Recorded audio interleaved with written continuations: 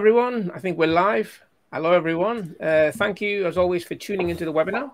Today, as promised, we're going to be covering a practical example of how to use WriterZen to build topical authority. If you're new to this series, then this webinar is part 2. In the previous webinar, we covered topical authority, the theory, what it is, how to build it, and as I said, today, we're going to show you how to actually put all that theory into practice. And with me today, I have the most qualified person for this undertaking, the one and only Daniel, co-founder and CEO of Resonance Technology, the company behind WriterZen. Hello, Dan. Thank you. Thanks, Haas. Hi, Haas. Hi, everyone. Glad to be back here again, talking to you guys. So I think we have done this series for quite some times now. Each time, honestly, I'll have to share a little bit. My personal feeling is when we first started again, I didn't realize that people were actually turning in as much as I thought it would be. When we first started out, obviously we were launching on AppSumo, so a lot of people were really jumping on a bunch of my beginning webinar. But as time go by, I stopped doing it for a while. We were focusing on building. And now that we are start to kind of rebuild this, I really appreciate everyone's time and that actually spent on it, listening to us sharing. And this really has been a very pleasure journey for both of us. And we want to continue this. So I think, but in order for us to do this, we would really hope that you could give us more ideas of what you're struggling with, particularly with your SEO and planning, and if you need any sharing of us that could be of help for whatever you're doing, that would be great for us in terms of developing new ideas to do webinar. Absolutely. And as you say, we're very grateful for everybody listening to all these webinars that always go over the promised timeline. They're always over 1 hour. We try and keep them, that said, this webinar today should definitely be within the 45-minute touch wood. It is a shorter one than the others. We'll try. That said, this is probably going to be one of the most valuable webinars. Essentially, it's a masterclass on how to do research, applying topical authority, which is one of the most powerful strategies in SEO. So, Dan, before I ask you about the weather, I know you've been busy rolling out some updates just very recently. Anything you can tell us about those?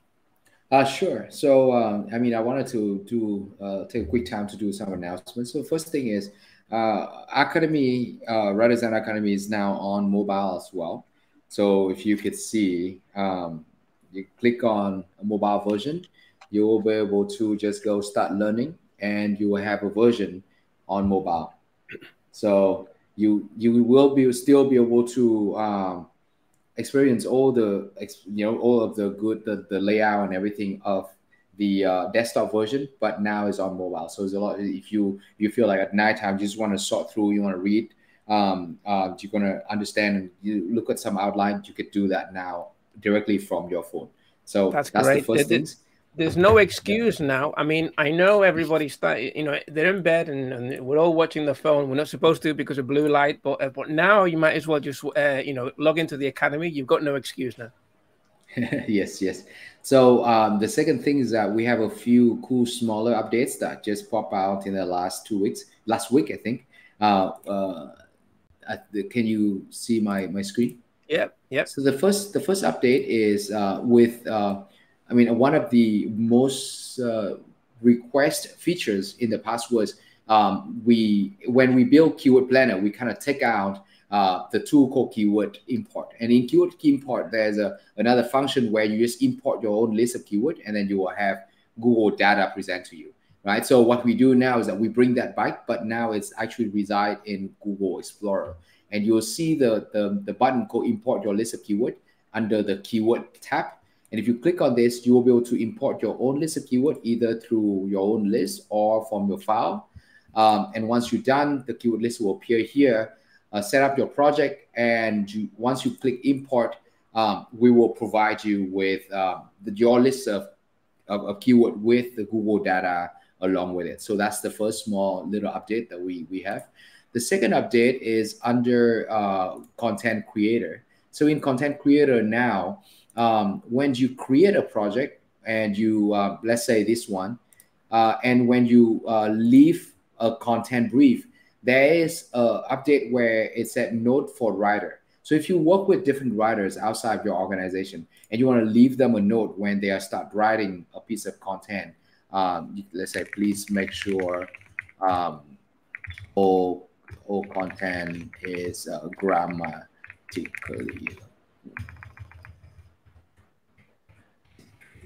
correct, something like that. I think I got this wrong still.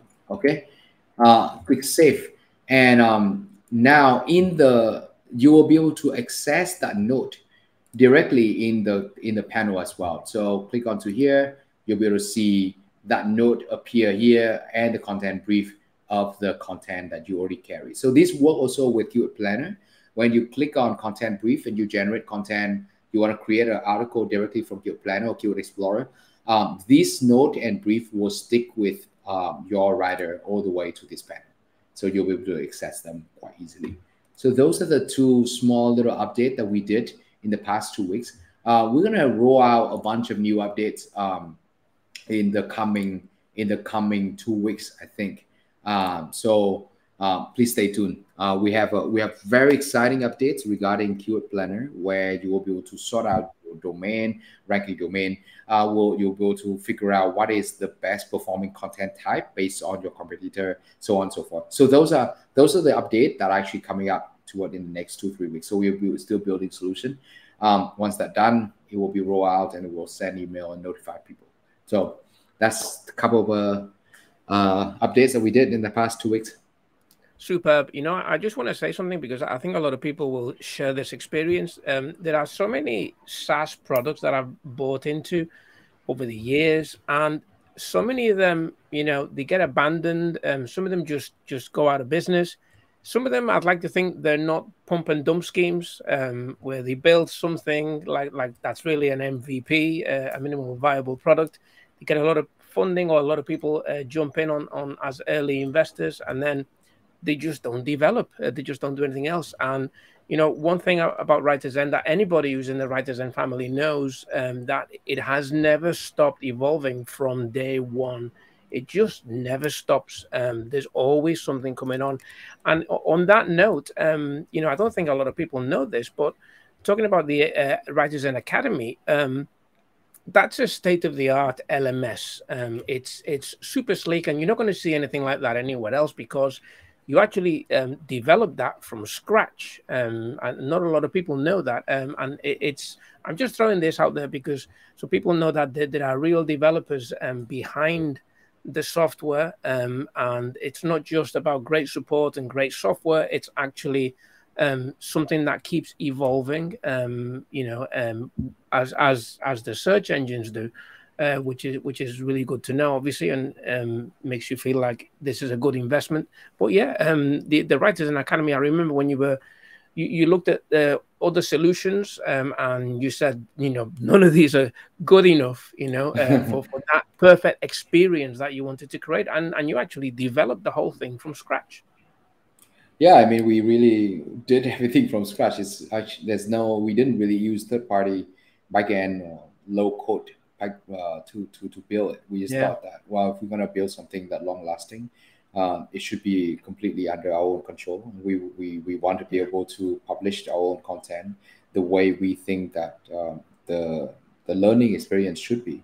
So I really encourage you guys, if you are listening, to just hop on and take a visit to our WriterZen Academy. It's a lot of work with our team did a great job. I mean, it's obvious it's just not just me. It was the huge effort from our own team that were able to do that. You know, it's like a product on its own. Besides just WriterZen. So we developed that. We developed Academy, and then we're trying to develop a couple more products as well, but all in the same synergy, so that we eventually will be able to kind of provide that overarching kind of values to our end users. Be it new users, you are new to SEO, or if you are a specialist, there are features that kind of fit with any of the level. So that's what our goal is, that we're trying to kind of provide that type of experience. Yeah.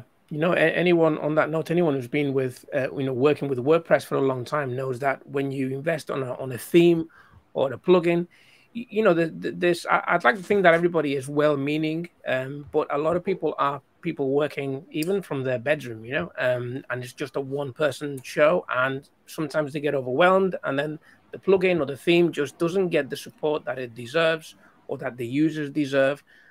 So again, this is a real team of developers, and it's a really organic company. It's always improving. So that's really good. So let's jump on to what everybody is here for today, which is how to apply topical authority. So before we get started, let's do a quick recap. Okay, so topical authority is one of the most powerful SEO strategies you can use, and it's not a new thing, but arguably it is an underused strategy. And I think the real reason for that is that because, it can seem overwhelming or complicated. And also a lot of people don't do it properly. Okay. Which is good news for you. The ROI you get from implementing a topical authority is tremendous.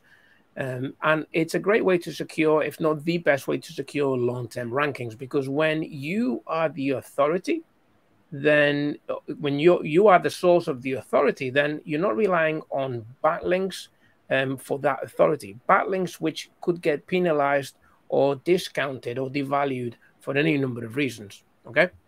So hopefully the previous webinar, which is the theory, together with this one, will make topical authority clearer and easier than ever to implement. Okay, so I'm preempting some questions that people may have after watching this webinar. I actually put some together, and I think it will be useful to tackle those here just before we dive into the training, just to set expectations. Okay, and so let's start with the obvious one. And Dan, I think you know what I'm going to ask here. I think most people would say, how long does it take typically to see results from implementing topical authority?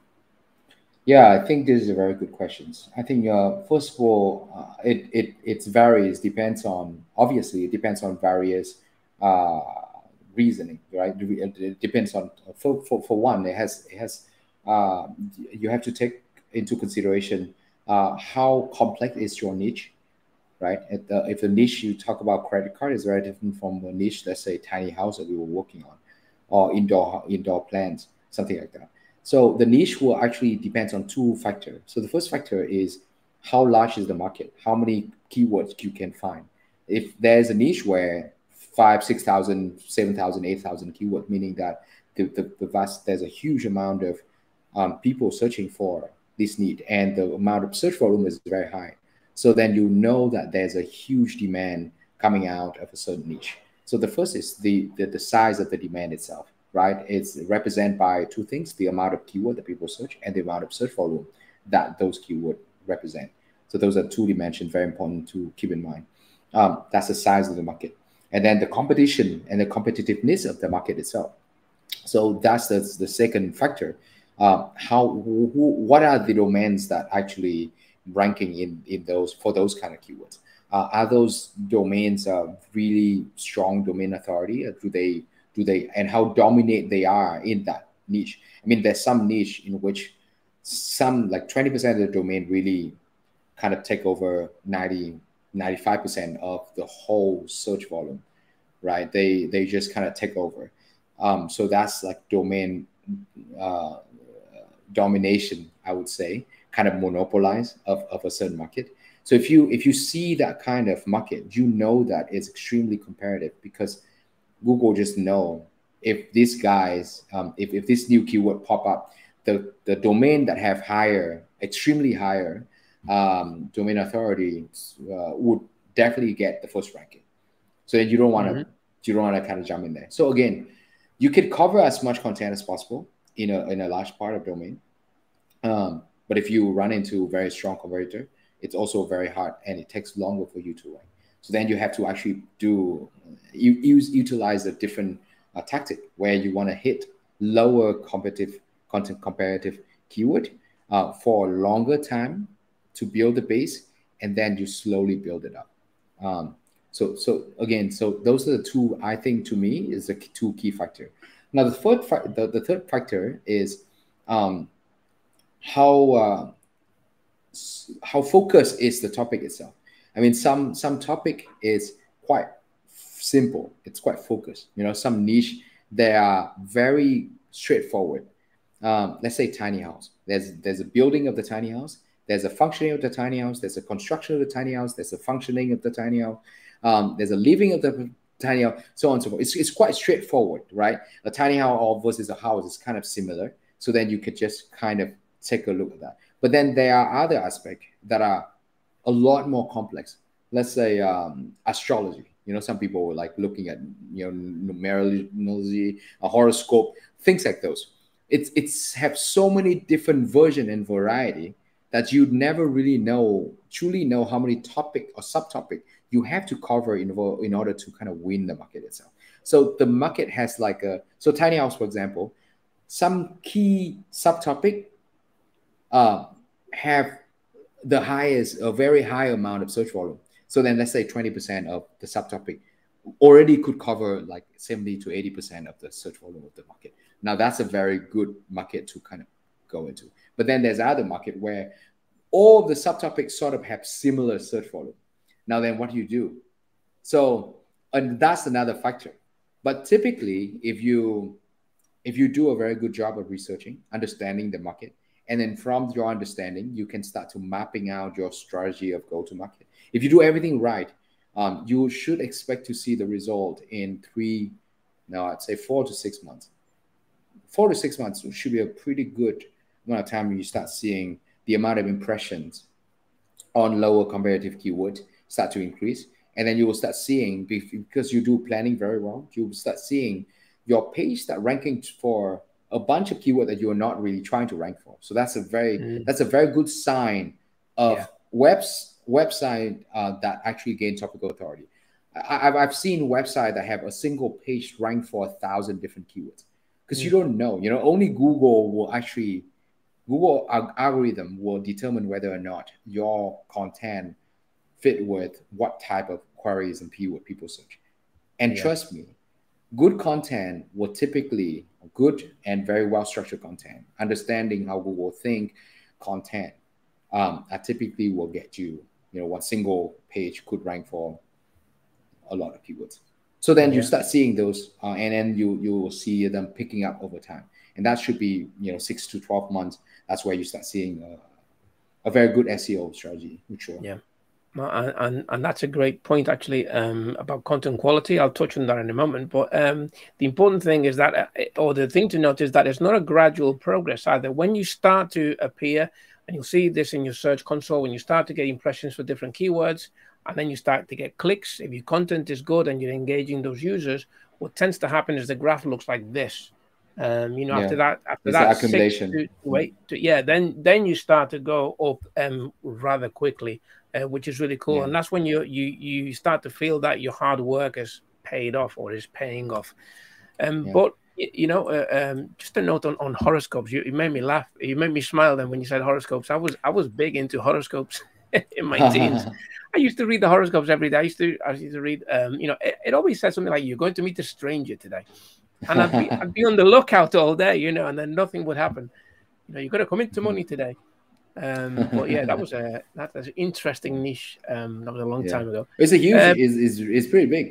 It's a human tendency to rely on something that you need a point to rely on.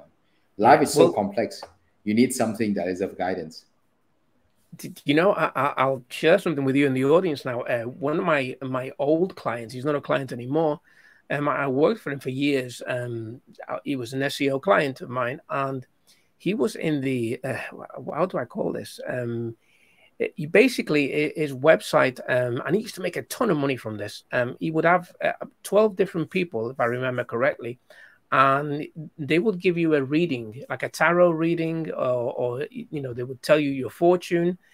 And when he first approached me and he said, I have this website, I had to redevelop his website, redesign his website. And I thought, oh my God, you know, what is this? And you see all these people like dressed, you know, they'd have a scarf like this, you know, trying to look Yeah. mystical, and a phone number, you know, and he had his own switchboard, and you can hire that online, of course. Especially now, it's even easier to do.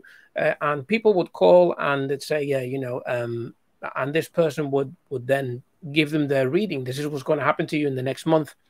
And when I started doing the SEO for him, and a lot of it was paid traffic, my God, the conversion was ridiculous, and it's the serious money in that niche. I thought it was a joke when I was just working on the website. Then when I started doing the SEO for it, my God. So yeah, so Yeah, I mean, mystical and yeah, as old as zodiacs, time, horoscopes. Yeah, as it's old as time. crazy money. Yeah. Crazy. It's like Las Vegas, you know. It's like you don't know if you're going to win. You know, there's that element of the unknown. But yeah, it's Well, but you just need something to so that you feel confident about, more confident about your decision. You need it. You always do. You know, absolutely. some people rely on science. Some people rely on Therapists. mystical. Some Yeah, people have therapists. in the Yeah. US. Every time I watch a video these days, and these are from you know big you know this scientists and this professors and on, and they always mention, oh, my therapist said this. So it's like having a gym coach now. You know, having a therapist and Yeah. I was watching. He's the founder of one of the big AI companies. I forget his name now, and he said, I have a therapist because this is hard. And I thought, you know, so, but yeah, Yeah. you know, and if you can't afford a therapist, then there's always that website where you can get a reading or your horoscopes. But you know, Right. talking about content quality, here's the thing: when you know how to build topical authority, and you have a tool like WriterZen that makes the entire process so easy, um, it is very tempting to just start pressing buttons and going to overload with massive production. And you know, it's easy also to think, well, you know, these articles are not the best out there, but I'm just going to brute force my way to the top. I'm just going to churn out content, you know. But the thing to keep in mind is that, um, you know, the content, the quality of your content, really is the foundation of your ranking, because you can have more articles than your competitors, but if you're, you know, but Google is ranking those articles individually. So if your article about blue widgets is not as good as your competitor's article about blue widgets, then you're not going to outrank it. And if you do, then you're probably not going to stay at the top for very long.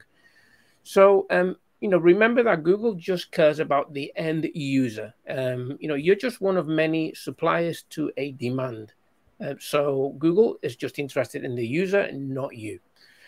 So, They very much interested in more on the users, and that's why I say the measurement, the ability of Google to determine how well your content is these days are extremely accurate. They are able to measure how long a user spent on a certain page and how long did they scroll down, whether or not they have finished the article itself, did they click on any of the link within your content, and how long do they stay, and the length of the stay, does it reflect on the length of your content? So if all that measure out, and so you do a test. So they Google would have that thing called test position, where you have, like you are numbers 15 and suddenly you're number one for a yeah, few days, and then when you're number one, and then you see that, oh, traffic going there, but if the traffic doesn't stay because it doesn't reflect well with the content that you write, instantly yeah, you start seeing that your ranking pop out of the top, and then you kind of just stay on those like top 20, 30. And that's why you need to write good content, and that's why you need to write content that actually fit with user intent, yeah. all the time, particularly now. It's getting harder now. Content writing is getting more and more harder, and your content needs to be very unique. It cannot be I'm just very copy good. paste. Yeah. I'm very Yeah. engaging. Yeah, I think we should move to using the tool. Okay. If you want to meet So with the time schedule. okay, yeah. Okay, so let's do this. So hopefully that covers everything that you know, the most common questions. So your biggest takeaway from this webinar should be the mind shift from old school SEO, where we searched for great keywords, to a broader view where we think about entire topics. So from a planning perspective, when you're doing keyword research, you should be thinking about topical authority because it is the foundation of modern ranking. So let's see exactly how we do that in WriterZen. So Daniel, can you enlighten us with a walkthrough of how you would do this? Sure. So I think what I wanna kind of draw back the board a little bit here. In the past session, we were talking about how we want to develop and how important topical authority is, and how Google are slowly moving toward the ability to detect the authority of a certain website based on the amount of content and quality content they are able to cover for that, topic, for that keyword.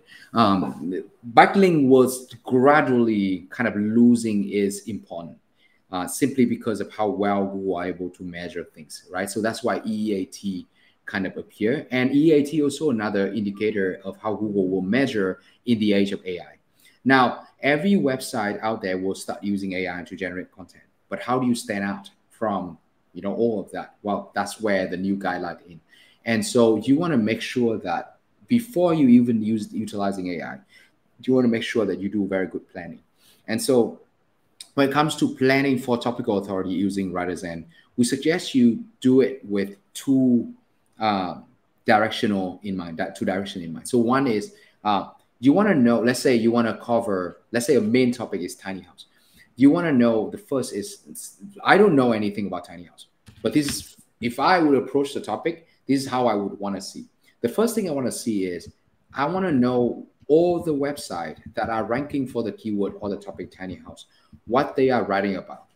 What are the topic that they cover? What are the subtopic? What are the main key issue that they're kind of mentioning? So that is the keyword idea coming from competitor, right? But that should only be a reference point.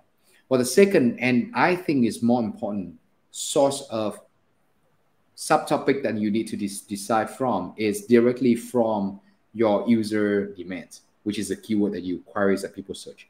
So that's where you will go into Keyword Planner to do that. So typically the way I do it is I'll share the screen here.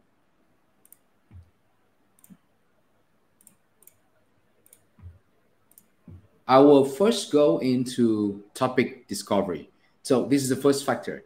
The first things I want to cover is I want to know what are my competitors actually talking about? What are the subtopics that they're actually talking about? And again, please take when you read this kind of content, don't assume this is the way you have to apply, but you want to. This is actually just how you want to have a very brief understanding of how the market is like, and what your competitors are writing about. Let's say tiny house is the main topic, so we crawl top 100 URLs writing for this particular topic, and then you start to see. Let's say usually I just do relevancy, relevance score about medium, and then order by the relevance first, and then I'll do search volume later. So relevance, I want to start seeing like movement. I click on show idea. I want to see what they are writing about. Oh, tiny house movement growth. So movement apparently is tiny house movement, as in like how has it been growing relatively compared to other movement. So has it been a movement? And it looks like search volume is quite high. So it seems like a very good topic to touch on as the indicator of tiny house. But it could look like something that I want to put in as a pillow page, sort of like an introduction content, right? Hey, look, tiny house, we're writing about tiny house. And as you know, this has been a huge movement in the US in the past some years. And here are some data. So that would be some of the piece of content I want to write about. So I'll keep it in mind over here. Beautiful is probably likely on Pinterest. Expedition look like it's like a Instagram account, so not something that we want to look for. DIY looks like it's a topic with very high search volume. So tiny house DIY, click on this and you start seeing some of DIY tiny house, DIY plant, DIY house tour, so on and so forth, model. This could be a subtopic that I quite like and could consider. And then there's modular, which is another one that you build. The people build tiny house, they are interested in building a tiny house in module, which is another subtopic that I could potentially be interested on. So I keep scrolling down, I see backyard, I see escape, I see, layout, affordable, which is the price point. And then I kind of just have this sort of picture build up. And the way I put them into picture is I will use Figma. Well, I use Figma. Someone else, you guys can use any of the mind map tool. So in Figma, there's the tool called FigJam, in which you can jump in and then you just kind of search for mind map as template, and you will see a template that look like this. So what you do is you just kind of just go on here and you click on, let's say, tiny house, and then as the main topic. And then I kind of key in over here already, and I note it on top as competitor content. Modular tiny house is another subtopic. And then I can just add on the idea. For example, over here, I can just put on layout. Right? And in each of this, I can simply click on, and then either I could go into the content itself, tour, tiny sky large movement, for example, this one, and then I just kind of do a study over what content that people may have, right? So then you kind of do this brief understanding from your own research from your competitor, and then you just fill them in each of the idea, because you know that whatever idea that you put up here, it's something that Google is already approved for your competitor. So that's the first sort of source of idea that I usually go into, and then start planning on my topical authority planning, right? Let's say if I click on here, I could just simply recycle material. So it could be recycle material would be one of the idea of the DIY.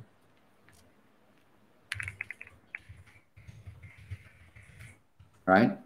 And then I could just simply click on here, copy this as one of the content that I like to revisit, and you can just embed it in here, for example. It's like this. So then you would kind of have all of your ideas and all of your brainstorming information kind of put into place, and you continue doing it with each of the idea down here.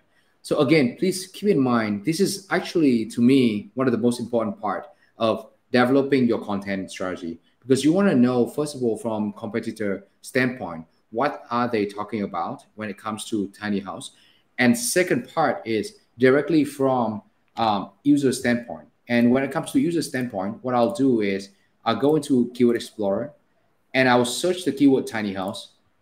And then I scroll down, and there, obviously, it's kind of give us about 4,818 keywords. But sometimes I just want to have keyword that actually at least minimum search volume will be like 10 or 20, right? Because I want to just focus on all those keywords. I don't want to focus on keywords that are not truly established just yet. So then if I do 20, you click on this, you'll see that from 4,800 now it's reduced down to about 2,000 keywords. Okay. And you could say, okay, I could start with this amount of keyword to see what does the market look like. And you simply click on cluster. And cluster, you can cluster select it, and then you can do the setup, everything. And then once you do activate, you'll see something that looks like this. Well, I did another, I did one already previously, and I use a minimum search volume was 10. So that gave me 3,263 keyword left. Well, with this, what I'll do again is to really have an overarching view of the market itself. So again, I go into intent and buyer journey, because not only you need to cover the topic, you need to cover the user's intent when it comes to the market as well. So let's say with this market, tiny house, the majority of the intent, 90% of the intent is informational. So you know that in order for you to show Google you are the topical authority website, you want to show Google that, hey, I know that these are all of the demand people have, and their intent is to look for information. And so therefore, I will cover most of the topic that people ask about information, be it DIY, be it modular, be it something else. but I'm going to go and then I'll start researching from user point of view. And so this is a very handy tool for you to start seeing what kind of content you want to start first in order for you to kind of have a good coverage of the whole market. And then you look at buyer journey and you start seeing that it's consideration and awareness that take the most amount. So again, this is the kind of market that rely extremely strong on the amount of content that you can put out. And so you want to keep in mind that these are the three things: intent, informational, buyer journey, awareness, and consideration. Those are the two key things that I usually look at when I start looking at this. And then I'll go into here, cluster view. And this is how I would start. The first is I would start by looking for only non-brand keyword. All right, non-brand cluster and topic. And second, because I know I want to look for informational, I'll go directly to informational first. And then let's say for buyer journey, I will go with awareness first, and I click apply.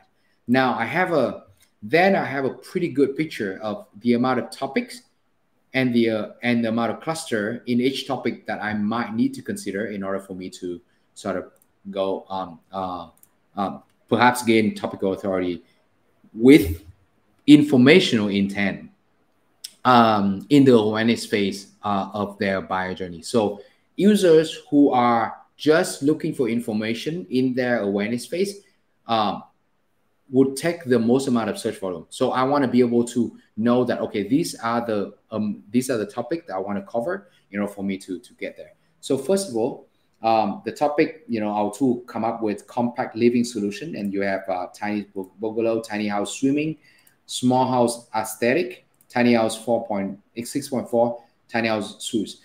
Keep in mind that the topic sometimes when it come out, the sentiment, the semantic meaning may not be reflecting full well with the cluster. So that's why you could actually change the name of the topic if you find our suggestion may not fit with what you think it is. So let's say if I look at this, I could likely go into, I could change this topic to something, tiny house living solution slash, swimming pool or something.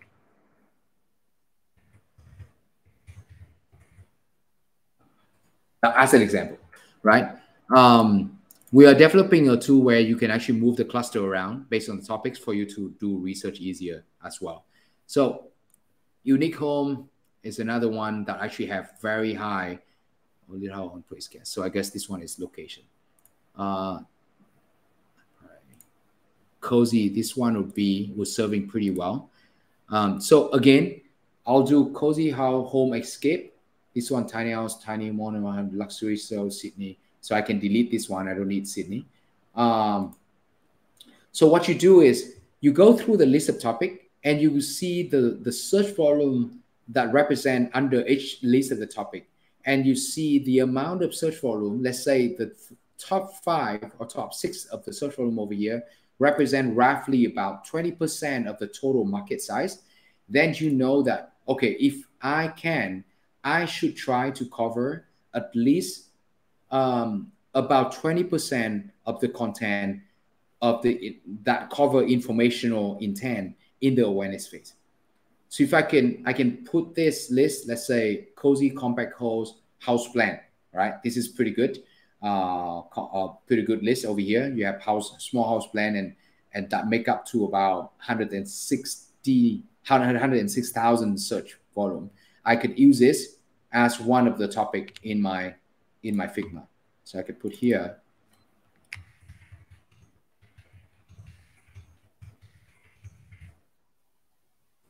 Right, so that would be one. And then I usually just put this on top, and I'll put this as, this is the users query content. All right, so then you can just add on this list, and the idea here, usually you could just put the cluster list of keyword, the cluster name into this list. And from there, you just kind of link that back into your cluster and topic list over here. you can either save it, you can actually export it into a list and then save that, and then you can save it over here as a link or to a file of Google Sheets. So one of the ways you can actually export this out into a Google Sheet, and then from there you could, if I click select here, I click export, you can actually select all. You can just export the cluster that you will target on, and from your export list, you can embed to here. So then you will be able to build a map of several different subtopic, and then all the cluster in within that subtopic. And from that cluster, you will actually embed the keyword in there. And then when you have the whole thing map out, either you will work with your content writer. So you say, hey, I want to make sure that could you cover this article, which contain this list of cluster. I want it to be a how-to guide content. I want the tone to be educational. I want the target audience to be new users who want to explore tiny house, and they are trying to build tiny house, but they don't have any plan. And these are the list of keyword. So please provide that, so on and so forth. So then it's a very good way for you to start mapping out your topical authority map using WriterZen Keyword Planner, Keyword Explorer, and Topical Authority. So you can just duplicate this process of research over and over. It will require quite a little bit on your end to think through the process, right? You look at, let's say, DIY house plan, and you see cozy, compact, and DIY house plan looks like the same topic, so you can actually embed them together to kind of have together. Like for example, you use tiny house blueprint. That's one of a very good support article that you want to write about. Tiny house design for 10 over 10, tiny house blueprint, so on and so forth. So these can all be put under ideas, and you embed the keyword in each of the idea. So by the end of it, you will have something that looks very comprehensive, with each subtopic and each idea serving as you're just expanding the idea and topic. And under each of the idea, under each of the subtopic, you have a list of cluster. And in each list of cluster, you can actually even write your content brief, or you can copy a content brief over here for you to do. So once you're done with this, you simply just either activate it on Google on Keyword Planner to work with your content, or you just export it out into your Excel sheet, and then start working with your users. So that is typically how I would imagine I would do it myself to start building in our topical authority for any given topic. In the future, though, what a very cool feature that we are developing is that we will actually be able to show you the list of domain that are ranking for this particular list of tiny for this topic. And from there, you could actually look for all the cluster and sub and then topic and then cluster that each of those domain are actually ranking for. So from there, you could actually see what you should do, the gap between what you want to target versus the top guy, or you want to cover something else. So those would be another very handy sort of features that are coming. How far away are we from that feature? I would like to say 2 to 3 weeks. I would like to say, but let's call it 6. Yeah, but I think it's probably go down to about 4 weeks. That's going to be a really good feature.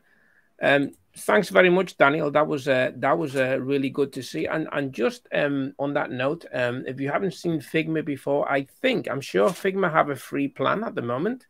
It's a really cool tool to design. I've always used a mind mapping tool called Xmind for this kind of thing, but Figma is actually superior. And as you saw, you can create your actual topical map on Figma, and then your entire campaign becomes very manageable, because every time you execute on some articles, you publish them, you go back to your Figma topical map, and then you tick the ones that you've actually done. So it's a good way to not just plan, but actually keep it as you go forward. Or you can use Excel if you find that easier. and just use color coding on your cells like I do. When something is live, I just color it green, and then I know it's live. But either way, part of the game is being able to manage everything. Otherwise, it becomes overwhelming when you've got 100 or 1,000 articles that you want to publish. You need to be tracking what you're doing, where you're at any one point, just to stay sane. I think there's a lot of tools in the market do mind mapping that you could just do this. Again, it's a process of research, because I mean, obviously you see it's 3,000 keywords. So and the tool is not perfect. So you won't be able to, like, the tool will do the whole mapping for you, very easy.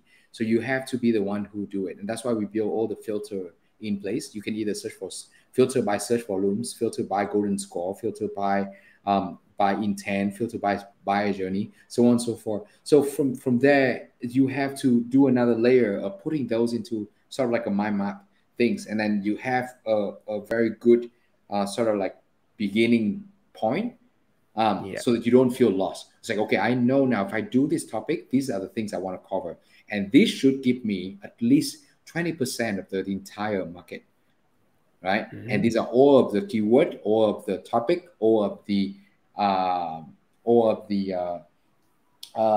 idea that I'm going to cover, and that's very important, because you don't want to get lost in between. So you want to spend roughly, I think, in the very beginning, roughly like 2 to 3 days to really sit down and plan this out. So the more properly you plan this out, the better it is for your execution. Because the moment you start executing it, you just need to send it over, and you just send it out. Writer, you do it yourself, you use AI, whatever. But then the moment you're done, you just link them back in your website. You all of the things that internal linking, just follow your map that you already draw on Figma. It's really is that handy, right? And you want to be able to keep it really visualized in your head, so that you could see it easily. Obviously, I didn't do a very good job as I'm building it. But if I spend, I mean, imagine doing it 2 days, 3 days. I only have about 20 minutes. But if I have like 2-3 days, I'll go through very details of this. I may even export them out, and I'll start mapping out, all the idea that I could get, and then group them together. This you have to do yourself. I mean, right? But if you do it well, it will pay off tremendously. You have to apply the 80-20 rule here. 80% of the time is going to be planning, and 20%, the more you plan, the easier the execution is going to be. I think it was Abraham Lincoln that said, if I need to chop a tree, I'll spend, I think he said, I forget what the days were, but he said something like 4 days sharpening my axe and 1 day chopping down the tree, something like that. And it really makes a difference. And this is like riding a bike. When you first start, you're going to make mistakes, but you got to keep doing it. And once you get it for life. And this is one skill that you need to have. And when it comes to just talking about the visual, if you pretend that you're putting this together for the client, and the clients are going to see this is going to be the map, the plan of what you're going to do for them, and that's going to determine whether you get paid or not, then you'll probably do a good job. And it's a good habit to get into, just creating a nice visual, and spending the time, because it's just going to make things easier. Okay. Anything you want to add, Daniel, before we go into Q&A?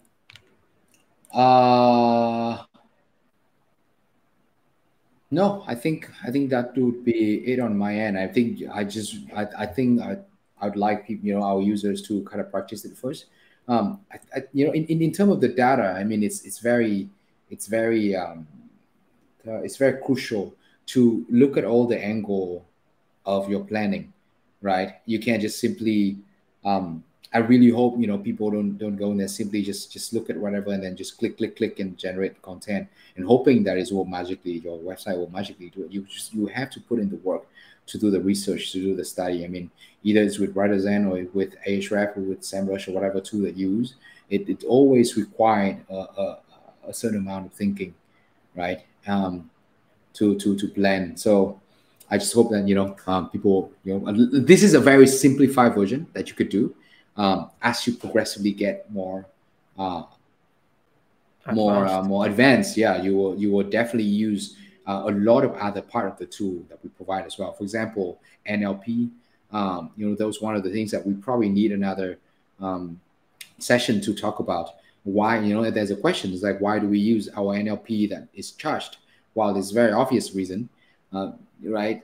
We use our NLP is actually go directly from Google. We don't use uh, our own natural language to kind of sort to suggest to you, but we directly from Google, and Google charges money, so therefore we have to recharge back to our end users. But that NLP is what you will guarantee you a higher chance to rank for that multiple keyword than other part. So so those are other things as well when we go into improving topical authority in terms of planning, and then improving topical authority in terms of the content writing bit. That is when you start utilizing content creator. So yeah, I think that's that for me. As they say, if it was easy, everybody would do it. And this is the other side of that coin is that, if you spend the time doing this and getting it right, you're going to be one of those websites, one of the 20% of the websites that are really hard to knock off the top spot because nobody else is doing a good job.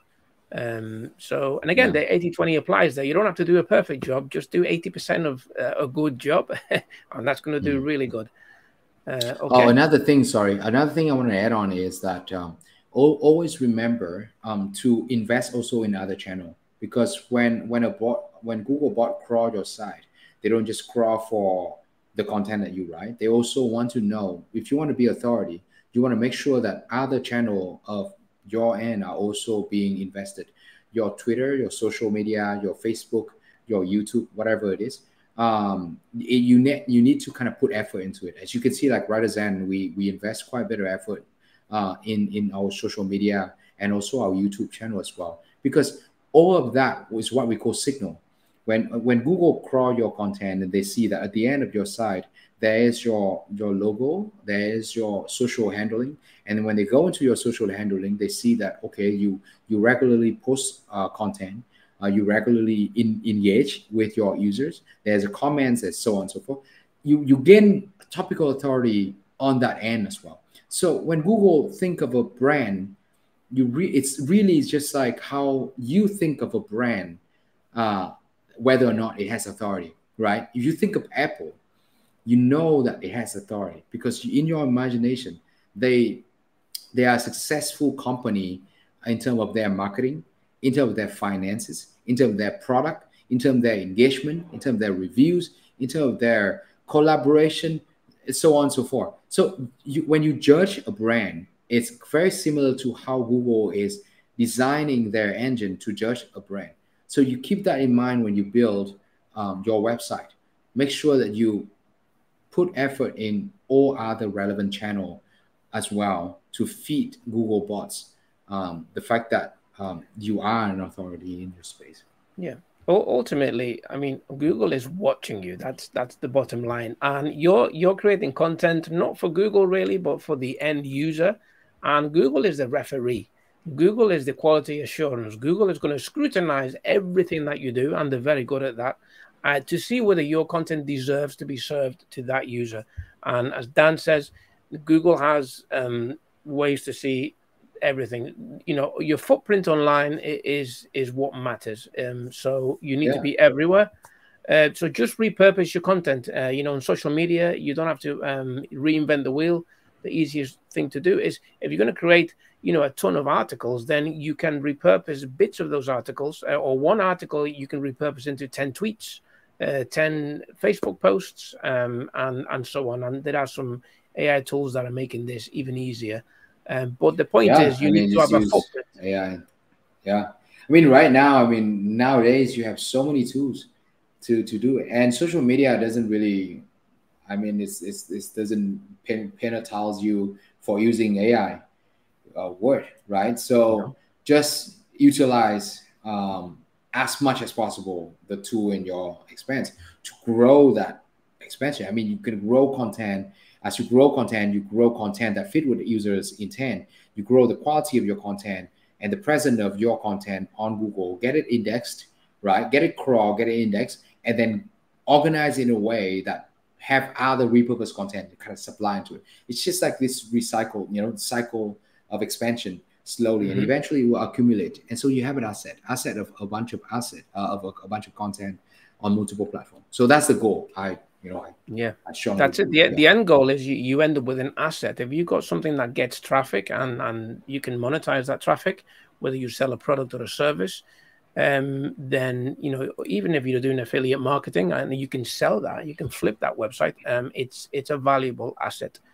Okay, so let's jump into Q&A. I think there's some questions today that we've covered already in this webinar. Actually, can you see the Q&A?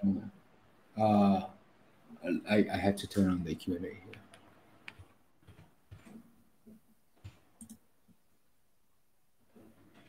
You have the page? You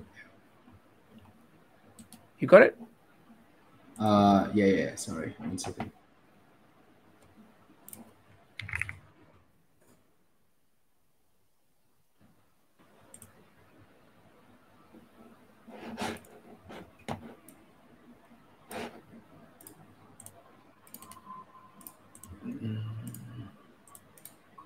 All right.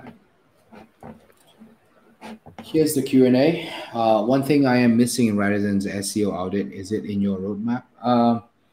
I think that in our roadmap, perhaps we would like to build SEO audit when it comes to content in future. So I think the idea here is that you can plug in your Google Search Console, and we will crawl your content site, and then we'll figure out which keywords you are doing well and which keywords you are not doing so well but can improve very quickly. So we call quick wins. We can also suggest you that some of your content type are not really fitting with user intent and the queries that people search. So those is the vision for us when it comes to SEO content audit, not particularly SEO audit like internally like on-page audit. That's not. WriterZen is not really doing that. You can utilize other tool for that. What's the best way to use WriterZen to achieve topical authority? Is it really necessary to write low volume article if we have an extremely high domain authority? I think I just did a quick walkthrough. Again, if you already have a high domain authority, you don't really particularly need to write low volume articles. I think it's not about low or high volume. I think you need to cover what user intents are driving you. If you already have a high domain authority, that's even better, because then you know that your content, when it comes out, as long as it fit really well with your user intent and it is quality, meaning that your user, when they read the content, they find it helpful, likely you will gain your ranking a lot faster than if you are new website. I would say a good strategy is to focus on low volume article, a low KGR, a low golden score article, and cover those subtopic that's smaller, less comparative. But then if you already established, then you should definitely cover as much user intent content as much as possible. Yeah. How to make money online? That's nice. That's a very broad question, isn't it? My goodness. How do you answer that? There are many, many ways, but they all take work. If you mean how to make money online fast, then there isn't a way. It's how to make money anywhere. The easiest way is to learn a skill that you can apply over and over again. Oops, my apologies. I think that should be the end of that. So yeah, learn a skill, give value to someone, give value to the end user, and they will pay you for it. It starts with value. But yeah, as to how to make money online, I mean, if you do a search for that on Google, you'll get countless. If you're looking for the blueprint, then you're gonna have to choose one particular thing, drop shipping or SEO or e-commerce, Amazon FBA, content creation, whatever. But they all take work. Podcasting, everything takes work. So how to make money online is no different to how to make money offline. Find a job, do it well, get paid for it, or give value to someone, do it well, and get paid for it. Yeah, unfortunately, I think in this age, you probably will need to to find a very particular skills, I mean, people still gonna look for people with high skill to do job for them. So there's always services, right? But with AI, it make your life a lot easier. So maybe one of the skill you want to learn, and it's a lot easier to learn now, is prompt engineering. You utilize prompts so well that you can just use AI to deliver the things for other people better than they do. They use AI themselves. And that could be, I think I could foresee future that utilizing prompt is one of the comparative advantage of our young people going to work these days. Yeah. All right. When launching a new topical build site and you have 6 pillars, how many support article should you have when you launch the site? I think this, before you start, before you decide the amount of support articles, you want to determine how comparative is your niche. Say you have 6 pillars, you want to also determine out of that 6 pillars, what pillars is the one that you want to, that likely capture the most amount of market share. So let's say tiny house, for example, perhaps building tiny house have the highest search volume. The total search volume with the whole pillar could roughly like 10% of the whole market, because the amount of people just wanting to know how to build them are so high. So then you want to focus as many support articles in that pillar as possible, because you want to know, that that's where people are asking and that's where all the demands are. You want to invest in that. So you want to be able to kind of prioritize pillars that have higher importance out of the 6, right? It cover more demands of the users, and it has more subtopic under that you need to cover. So that's the second thing I want to talk about is under each of the pillars, how many subtopic that you are covering. I mean, let's say tiny house build, there's 3 topics. So perhaps you could just write each of the topic, you could do 3-4 articles. But then if under a pillar, let's say DIY, you have like 10 different subtopics, then the amount of article will have to be increased for that. So that very much depends on how you research the topic, the amount of search volume that you want to cover, so on and so forth.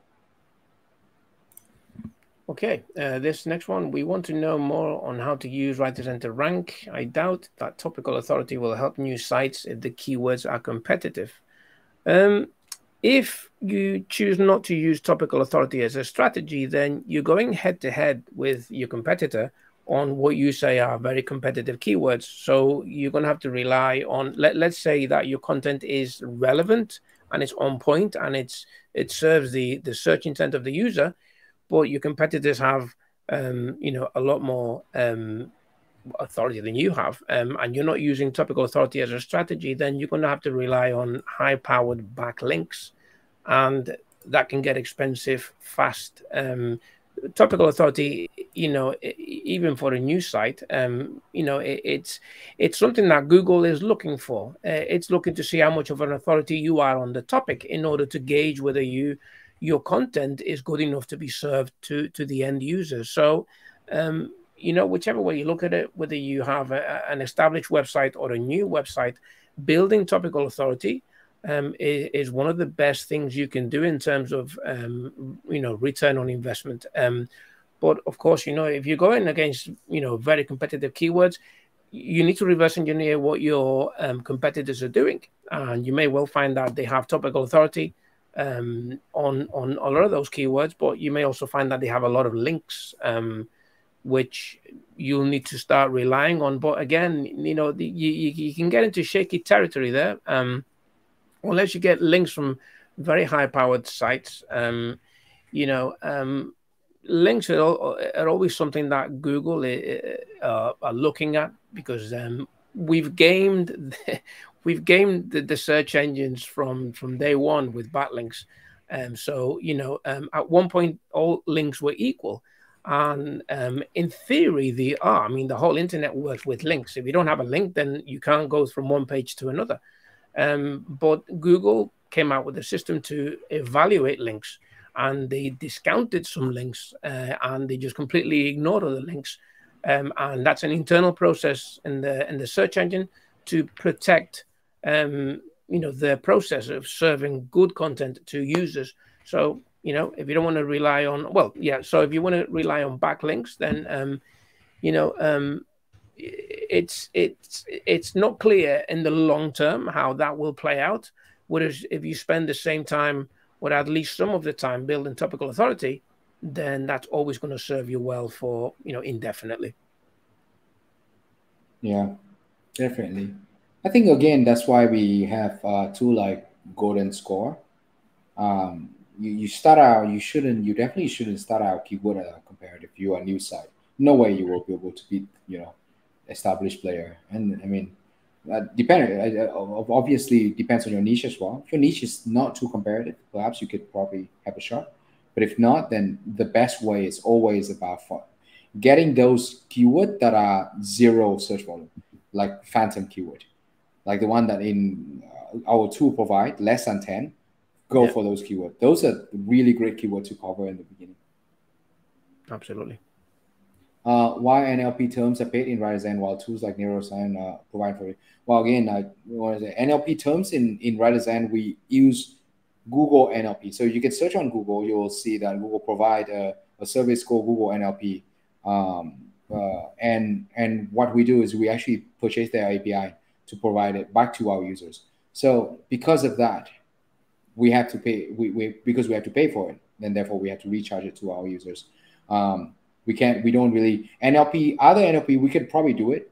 I mean, if you search on NLP extraction, as there are a gazillions algorithm online that could do it for you. For example, run an algorithm, and we do it also in our site where you will see competitor terms in step 2 of content creator. That's NLP, similar to like Neuron Writer.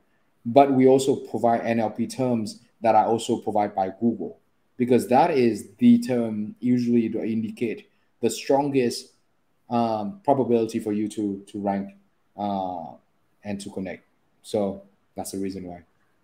Okay, got a long one here. When tackling low competition GKR keywords for a site that's just starting out, how do you also blend that with topical authority approach? I think the GKR keywords to be somewhat scattered topics are fine. Sorry. Do you just create content around a bunch of them and then later fill in the more competitive keyword gaps to cover the topic fully, or do you take one topic and cover all the low and higher competition keywords all at once before moving on to the next topic? I think I understand the question. What I would do is, whether if your site is just starting out, Dan's just mentioned phantom keywords are a great way to great thing that you should add. I would just add those low competition keywords to whatever keywords you're targeting, something with a decent volume. Again, you'll use the golden filter to determine the best keywords for whatever strategy, for whatever phase of your SEO strategy you're in.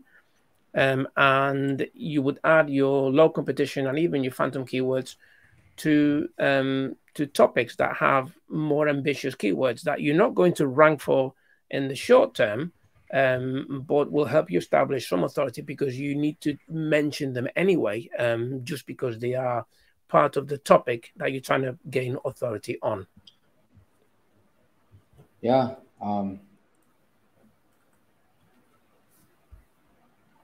Okay.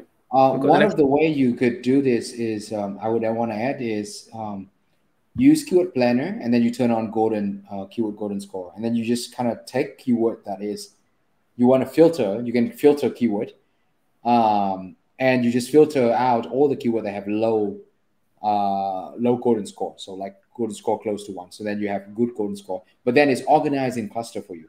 So then from there you kind of create content around those, with the intent of building it in a very good topic. And then later you can feel more competitive. Yes, you can also do that. So you start out targeting very specific low ranking or low competitive keyword. And then later on, 2-3 weeks, you kind of repurpose them. You kind of revisit, and then you add on more, so on and so forth. Okay. I think we've got this one covered. What are some effective strategies for developing topical authority? I think we kind of go through that already. Yeah. The linkage of this Discover cluster to what a lot of discussion on topical authority, how can be used WriterZen to establish topical authority on a domain. I think it's, again, we kind of go through that already. How to use WriterZen for topical authority, we kind of go through that again. How to use WriterZen to create topical map and topical cluster and combine keyword research again. I think we kind of went through that. Hopefully what we did answer your question. If it's not, do let us know. We can definitely go back and do another session. I think these keywords, these questions came in before the webinar, so obviously they've been covered in the webinar. Hopefully, got one more. Let's try to treat in next webinar how to handle cluster keyword groups, where we found a mix intent, product information generation with the first result, but content brief suggests how to guide. We need some help here. We will improve the algorithm on this part, where we're gonna be able to suggest you the best performing content brief based on the content brief that the top ranking website are using. So it should be coming also in the next 2 to 3 weeks. Hopefully that is something that will help you guys.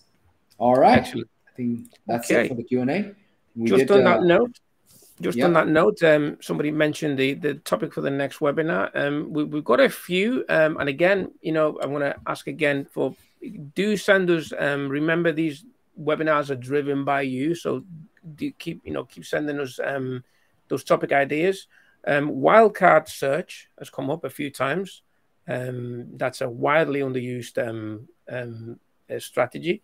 Golden filter. A few people have asked about the golden filter. That's a super powerful tool, and a lot of people want to see exactly how they can use it. So those are 2 ideas, and yeah, keep sending more ideas for the next webinar. Also, remember to try the WriterZen Academy on your mobile, because you can now, and you can find that at writerzen.net/academy, and there's a new training coming on soon. I'm just saying more about that soon. And last but not least, give WriterZen a test if you're not already part of the family. There's a 30-day trial you can take advantage of right now. And thanks, Daniel, as always, for giving up some of your time to share these insights with us. They're really valuable. Anything else? I really hope I could have. I really hope that those helped you guys. And again, what I did is very on the spot kind of thing. But you really could. The process of thinking is still the same.